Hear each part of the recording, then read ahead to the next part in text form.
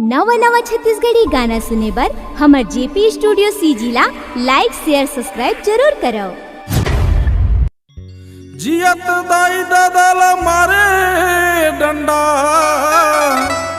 औ मरे माले गे गंगा ए तोला चिथि चिथि खावे लुट लुट खावे ठगुआ पुजारी पंडा। जियत दाई दादा पानी बर तरसे औ मरे मा गंगा जल पिया थचरे जेन महतारी तोला थन धर के गोरस पिए चरे बाबू ओला लाठी धर के कूदा थचरे।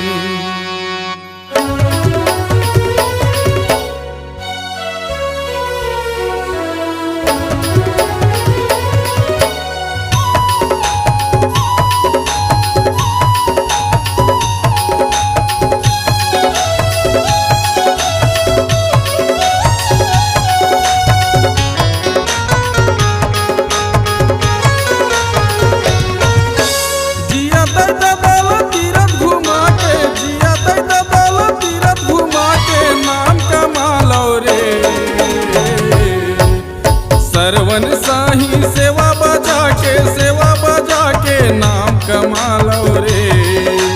सरवन साही सेवा बजा के भाग जगालो रे। जिया दल तीरथ घुमा के नाम कमालो रे। सरवन साही सेवा बजा के भाग जगालो रे। सरवन साही सेवा बजा के भाग जगालो रे।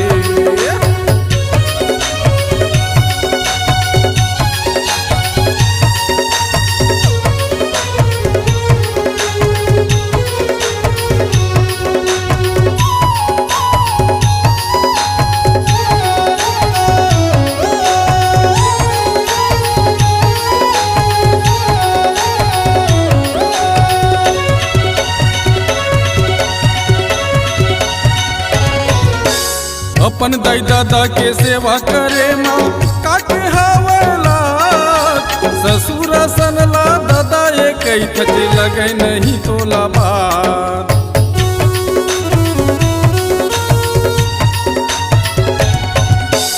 अपन दाई दादा के सेवा करे माँ काटे हवला ससुर सनला दादा एक थचे लगे नहीं तोला बात। ससुर सनला दादा एक थचे लगे नहीं तो लाला। जिन दाई दादा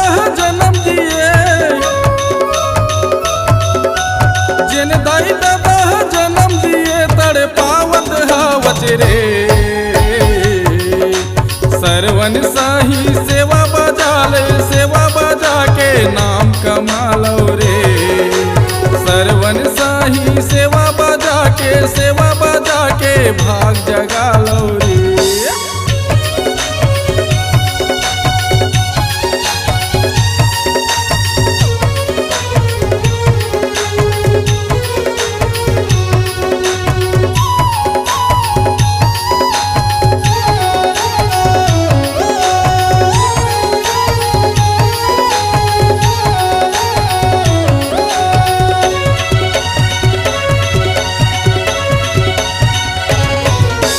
जिन दाई दादा जन्म दिए बोला मारत हावचला।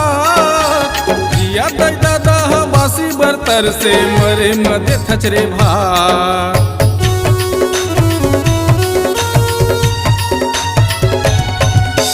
जिन दाई दादा जन्म दिए बोला मारत हावचला।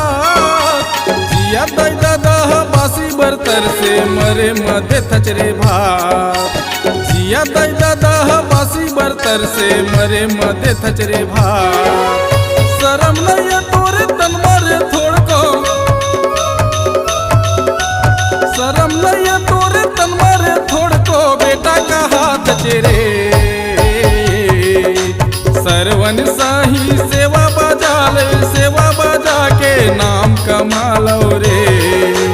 सरवन साही सेवा बजा के सेवा बजा के भाग जगा लो रे। जिया दई दल तीरथ घुमा के, जिया दई दल तीरथ घुमा के नाम कमा लो रे।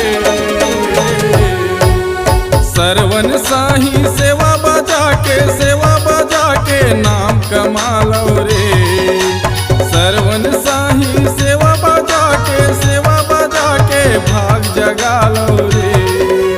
जिया दई दल तीरथ घुमा के, जिया दई दल तीरथ घुमा के भाग जगा लो रे।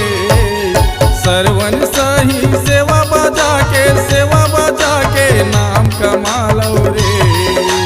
सरवन साही सेवा बजा के भाग जगा लो रे।